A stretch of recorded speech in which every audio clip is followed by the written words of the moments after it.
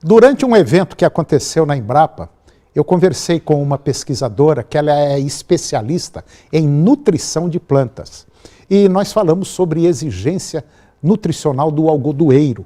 Porém, esse tema dessa entrevista, ele serve para qualquer tipo de cultura. Confira.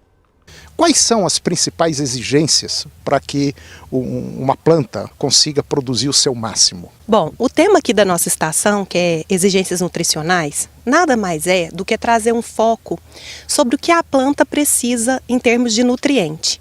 E o que significa isso? A gente determinar as quantidades necessárias para uma determinada produtividade e, além disso, as épocas de maior demanda. Então, esse é o foco da nossa estação. Isso está dentro de um contexto da adubação, porque a adubação ela tem como base os pilares do solo.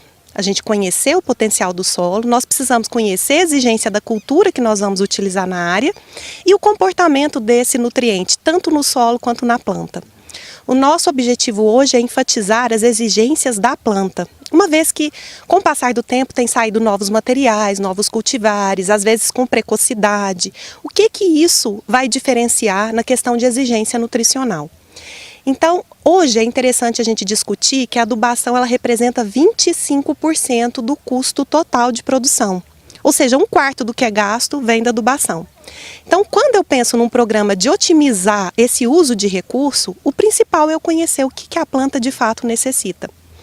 E para isso, a gente monta ensaios que ao longo do ciclo da cultura a gente vai determinando quanto foi sendo absorvido. E mais do que isso, lá na colheita, a gente tem condições de ver daquilo que foi absorvido, quanto de fato virou produto, que no nosso caso é o caroço e a fibra, e quanto fica de residual para a cultura seguinte. Então a gente trabalhando o conceito de sistema. O algodão é uma cultura que ele exige muito nutriente, mas exporta muito pouco. Para a gente ter noção de valores, cerca de 50% daquilo que foi absorvido de nitrogênio vai virar caroço e fibra. Ou seja, eu tenho 50% sendo deixado para a cultura seguinte. Em termos de fósforo é um pouco diferente, a questão do fósforo ele exporta 70% daquilo que ele absorveu e para potássio é somente 30%. Então a gente começa a entender a cultura mais no sentido de não só as quantidades, mas quanto disso eu posso aproveitar num programa de adubação do sistema de produção. Então esse é o nosso foco. E mostrar as épocas em que eu tenho que estar com a adubação completamente fechada em termos de cobertura e tudo, porque depois daquela fase eu não teria como corrigir os erros, porque são as fases de alta exigência da cultura. Então nosso interesse aqui é mostrar esses dados, como que a gente pode otimizar o uso de nutrientes para essa cultura, visando aumentar a rentabilidade. Plantar algodão é para pouca gente, quer dizer, talvez aqui em Goiás nós vamos ter aí por volta de 50, 60, talvez não chegue a 70 plantadores de algodão. É uma cultura muito exigente, difícil de ser cultivada, difícil de ser trabalhada. O nosso produtor de algodão hoje, ele está à altura, ele está acompanhando esse desenvolvimento? Eu acho que a intenção, exatamente, o produtor de algodão hoje ele é muito técnico, muito especializado, mas de fato o que tem acontecido muitas vezes para a cultura é um excesso de uso de nutrientes. Isso é muito claro pelos relatos que a gente vê hoje da proporção de uso de nutrientes no custo da adubação. Então, para a gente ter uma noção, o nutriente de maior custo hoje dentro de um programa de adubação é nitrogênio. Faz todo sentido, ele é o mais exigido. Mas no caso de fósforo, o fósforo é o terceiro. E ele, no entanto, representa o segundo componente no custo de adubação. Então a gente vê que ainda existe um certo exagero por parte do agricultor nessa questão de adubação. Que isso a gente pode entender como sendo cultural pela própria condição química que os nossos solos tinham há 20 anos atrás. Então hoje a gente trabalha em solos que já são agricultáveis há algum tempo, que eles já têm um nível de fertilidade adequado que nos permitiria inclusive reduzir alguns usos de adubo, por exemplo.